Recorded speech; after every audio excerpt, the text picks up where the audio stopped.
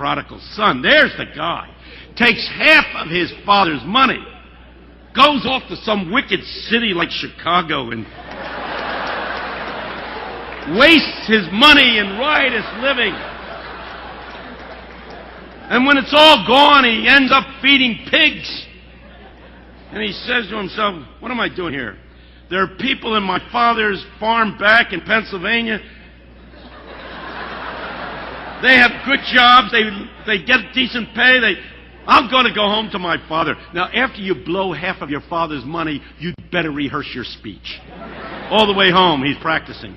Father, I have sinned against heaven and against thee. I am no longer worthy to be called thy son. Make me one of your hired servants. Over and over, he's practicing it. The Bible says that the father sees him when he's a long way off, goes out, runs his arms around him. The kid starts to speak. Father, I have sinned against heaven and against thee. Father's not living. Harry, get some robes. This kid's in rags. I am no longer worthy to be called thy son. Get a ring. Put it on his finger. Make me one. Shut up, kid. Out behind the barn. Hey, John. There's a fat calf. Kill that sucker. We're going to have a...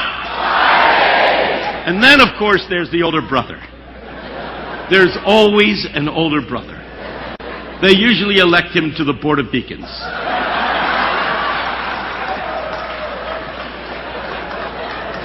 Can't you just hear him? Been faithful. Been faithful here. Not like this brother of mine. Faithful in season and out of season. Nobody ever threw a party for me. No wonder. Father puts his arms around him and says, son, I love you just as much as I love my other boy. Come on. This is your brother who was lost and is found, was dead and is alive. Come on, celebrate. Celebrate, celebrate.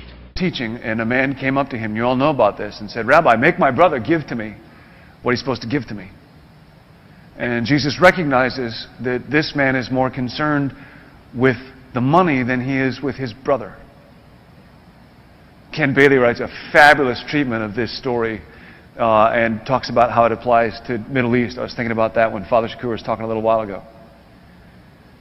And because Jesus wants to try to address our tendency to worship what's inside here. So in typical fashion, he tells a story. And I want to kind of retell it the way I think it might be told in the 21st century. But it's Jesus' story. It's Luke 12. You'll know this story. It's the story of a man who all he ever wanted was more. All he ever wanted was more. And he was willing to do whatever it takes to get more. And it took about everything. So he'd work 12, 14-hour days. He would join boards of directors, professional organizations, and network with people. So that his work wasn't just his occupation, it was kind of his preoccupation. His wife would sometimes nag to him about how the kids were growing up and he was missing it. Every day he would come home from work and he'd always have his briefcase with him, and his son finally asked him, he's kind of troubled by this, Dad, how come you always bring your briefcase home? And he said, well, son, it's because I can't get all my work done at the office. And his son said, well, Dad, can't they put you in a slower group? But this guy wasn't big on the slower group deal. One morning, about 1 o'clock in the morning, he's in bed and he experiences this twinge in his chest. And the next day his wife makes an appointment for him to go see the doctors. And the doctors tell him that he's got to change some real serious habits. And he's got all the classic symptoms, elevated cholesterol and blood pressure and so. And he says to himself, well, I'll do that in 6 months or so when things settle down. There's a church nearby, and he believed in God. But wasn't much time for that kind of thing. He said, there'll be time for the God thing, the church thing, in 6 months or so when things settle down. Besides, I can believe in God without going to church. One day, the COO of his company came to him and said, you're not going to believe this, but we're on the brink of like an economic miracle. This is good news. This is what we have been waiting for. And if we catch this wave, we'll be set for life. But orders are coming in so fast, supply can't keep up with demand, and our software is hopelessly outdated, and if we don't reorganize things around here, we're in serious trouble.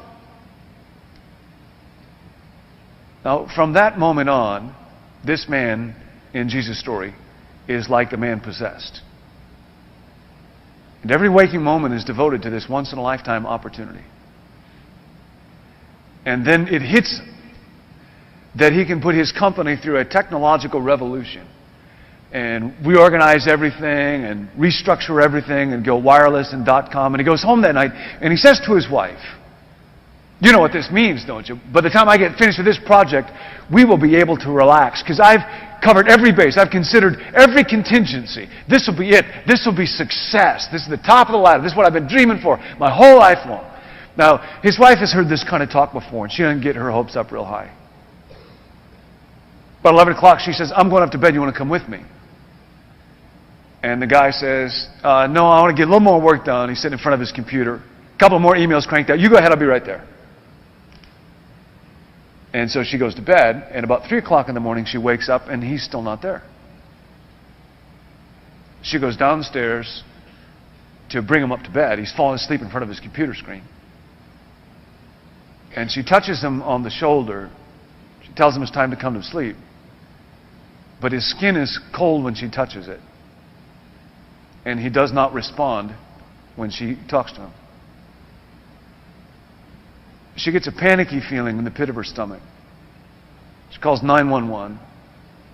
But by the time the paramedics get there, they tell her that he'd had a massive heart attack and he's been dead for hours. His death is a major story in the financial community. And his obituary is written up in Forbes and the Wall Street Journal, and he would love to see what they said about him. And then they have a memorial service for him, and because of his prominence, everybody in the whole community comes to the service. And they all file past this man's casket. They all say the same stupid thing that people always say at funeral services. And you all have heard this. They say, "He looks so peaceful." Rigor mortis will do that to you. And then people get up to eulogize him. This admired, respected, acquisitive, family-neglecting, God-ignoring man. One of them says, he was one of the leading entrepreneurs of his day. He was a leader. And somebody else gets up and says, this guy was an innovator. He developed brand new technology and delivery systems. He's creative. And somebody else gets up and says, he knew everybody in the community. He was a networker. Somebody else gets up and says, he was kind of a straight arrow guy. Nobody ever caught him cheating on an expense account or his taxes or his wife. And because of his prominence, because of who he was, because of this respected, admired life, they put up a marble pillar. And they wrote on it all these fabulous words: leader, entrepreneur, visionary, networker, and at the top of it, the word, the golden word, the word that people in your congregation and mine and you and me will sell our souls for: success. He's a success. And then they all went home.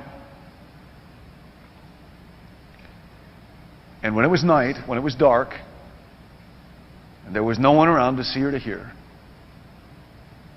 the angel of God came to that cemetery and wrote on that admired, respected man's tombstone the one word that summarized that man's life in the eyes of God. Anybody remember what that word was? Fool. You fool. This night, your soul will be required of you. And it's a funny thing, thinking of stewardship, the word that Jesus uses for required there was taken from the financial arena in that day. Nothing is really yours. Even your soul is on loan to you.